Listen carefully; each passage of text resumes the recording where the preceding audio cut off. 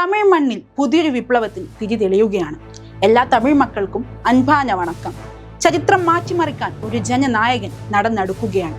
MGR തൊട്ട് ജയലളിത വരെ cinema പ്രഭയിൽ രാഷ്ട്രീയ സിംഹാസനം പിടിച്ചെടുത്ത തമിഴ് മണ്ണിലേക്ക് മറ്റൊരു സിനിമാക്കാരൻ കൂടി വരുന്നു എന്ന് കേട്ടപ്പോൾ പലരും നെറ്റിചുളിച്ചു. പക്ഷേ ഇത് വെറുമൊരു സിനിമാറ്റിക് എൻട്രി അല്ല, കൃത്യമായ പ്ലാനിങ്ങോടെ തറക്കിലിട്ട് പണിത ഒരു ഭരണകൂടത്തിന്റെ തുടക്കമാണ്.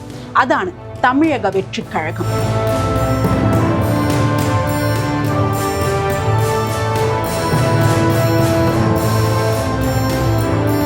ദശാബ്ദങ്ങളായി ദ്രാവിഡ രാഷ്ട്രീയത്തിന്റെ കോട്ടയായിരുന്ന തമിഴ് മണ്ണിലേക്ക് വിജയ് എന്ന നടൻ കടന്നു വരുന്നത് കൃത്യമായ ഒരു ബാക്ക് സ്റ്റോറിയുടെ പിൻബലത്തിലാണ്. തമിഴ്നാടിൽ നിന്നും സിനിമയും രാഷ്ട്രീയവും ഒരേ നാണയത്തിന്റെ രണ്ടു വശങ്ങളായിരുന്നു.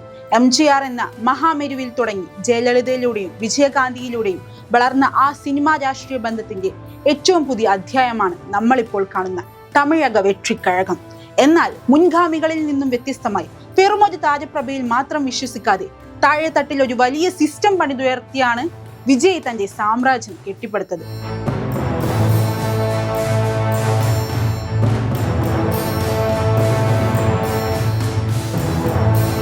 വിജയ് എന്ന നടൻ തന്റെ രാഷ്ട്രീയ പ്രവേശനം പ്രഖ്യാപിക്കുന്നതിനും എത്രയോ മുൻപേ 2009 മുതൽ വിജയ് മക്കൾ ഇയകം എന്ന സംഘടനയിലൂടെ തമിഴ്നാട്ടിലെ ഓരോ തെരുവിലും തന്റെ സാന്നിധ്യം ഉറപ്പിച്ചിരുന്നു.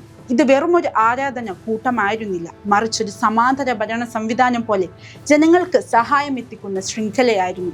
വിദ്യാർത്ഥികൾക്ക് പഠന സാമഗ്രികൾ നൽകുന്നതും മെഡിക്കൽ ക്യാമ്പുകൾ നടത്തുന്നതും വിശക്കുന്നവർക്ക് ഭക്ഷണം എത്തിക്കുന്നതും വഴി ജനങ്ങൾക്കിടയിൽ ഒരു രക്ഷകൻ എന്ന പ്രതിച്ഛായ അദ്ദേഹം പതിയെ വളർത്തിയെടുത്തു. நமக்கு எதிராக எத்தனை குரல்கள்,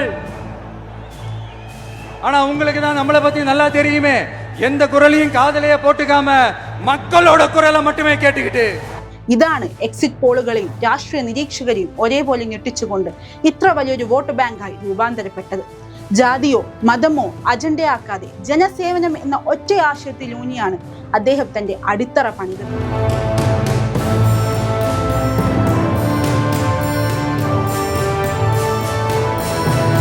തമിഴ്നാട് രാഷ്ട്രീയത്തിന്റെ ചരിത്രം പരിശോധിച്ചാൽ നമുക്ക് മനസ്സിലാക്കാൻ സാധിക്കുന്ന ഒരു കാര്യമുണ്ട്. അവിടെ വോട്ട് എന്നതൊരു വൈകാരിക ബന്ധമാണ്. DMKയും AIADMKയും മാറി മാറി ഭരിച്ച മണ്ണിൽ ജനങ്ങൾ എപ്പോഴും ഒരു പുതിയ കരുത്തനായ നേതാവിനായി കാത്തിരുന്നു. ആ വിടവിലാണ് വിജയ് എന്ന ജനനായകൻ കൃത്യസമയത്ത് എൻട്രി നടത്തിയത്. തന്റെ രാഷ്ട്രീയ എതിരാളിയായ DMKയും ആശയപരമായി എതിരാളിയായ BJPയെയും പ്രഖ്യാപിച്ചതിലൂടെ യുവാക്കൾക്കിടയിൽ ഒരു പുതിയ തരംഗം സൃഷ്ടിക്കാൻ അദ്ദേഹത്തിന് കഴിഞ്ഞു.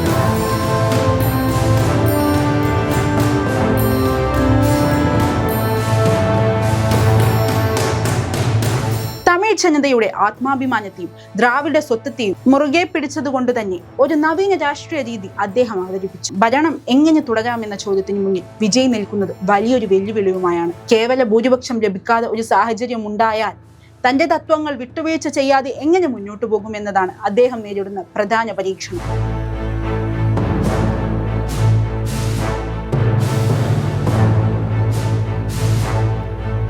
ചെറിയ പ്രാദേശിക പാർട്ടികളെ കൂടെ കൂട്ടിയും BJP ഇല്ലാതൊരു മുന്നണി രൂപീകരിച്ചു ഭരണം പിടിക്കാനായിരിക്കും അദ്ദേഹം ശ്രമിക്കുക. കാരണം BJPയുമായി സഖ്യം ചേരുന്നത് തമിഴ്നാട്ടിലെ ദ്രാവിഡ രാഷ്ട്രീയ പശ്ചാത്തലത്തിൽ അദ്ദേഹത്തിന് തിരിച്ചടിയായേക്കാം. AIADMK പോലുള്ള വലിയ പാർട്ടികൾ സഖ്യത്തിന് തയ്യാറാണെങ്കിലും മുഖ്യമന്ത്രി പദവിയിൽ വിജയ് തന്നെ ഇരിക്കണമെന്ന കർക്കശമായ നിലപാട് TVK സ്വീകരിച്ചേക്കും.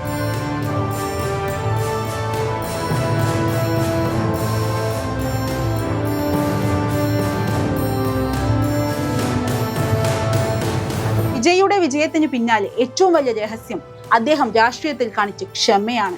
2024 പാർട്ടി പ്രഖ്യാപിച്ചെങ്കിലും അതിനു മുൻപേ തന്നെ 2021 തദ്ദേശ തെരഞ്ഞെടുപ്പിൽ തന്റെ ശക്തി അദ്ദേഹം അളന്നു നോക്കിയിരുന്നു. അവിടെ ലഭിച്ച വിജയം നൽകിയ ആത്മവിശ്വാസമാണ് അദ്ദേഹത്തെ നിയമസഭാ തെരഞ്ഞെടുപ്പിലേക്ക് നയിച്ചത്. വെറുമൊരു സിനിമാ താരം എന്ന നിലയിലല്ല, മറിച്ച് തന്റെ ഓരോ വാക്കിലും പ്രവൃത്തിയിലും ഒരു പക്വതയുള്ള രാഷ്ട്രീയ നേതാവായി മാറാൻ അദ്ദേഹത്തിന് കഴിഞ്ഞു. വരാനിരിക്കുന്ന ദിവസങ്ങളിൽ തമിഴ്നാട് രാഷ്ട്രീയം കൂടുതൽ ചൂടുപിടിക്കുമെന്ന കാര്യത്തിൽ സംശയമില്ല. സമൂഹ മാധ്യമങ്ങളിലും സിനിമാ മേഖലയിലും രാഷ്ട്രീയ രംഗങ്ങളും ഏറെ പ്രതിസന്ധിയിലൂടെയാണ് വിജയ് കടന്നു വന്നത്.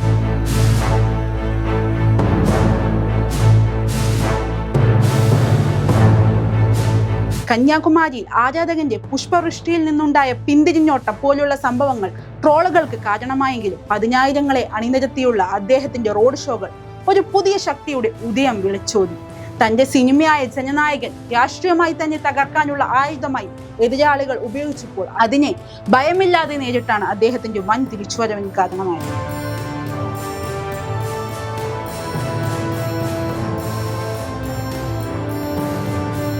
ആരാധനയിൽ തുടങ്ങി വിശ്വാസത്തിലൂടെ അധികാരത്തിലേക്ക് നടന്നു കയറുന്ന ഒരു നായകന്റെ ജീവിതത്തിലെ ഏറ്റവും വലിയ മാസ് സീനാണ് നമ്മളിപ്പോൾ സാക്ഷ്യം വഹിച്ചുകൊണ്ടിരിക്കുന്നത്.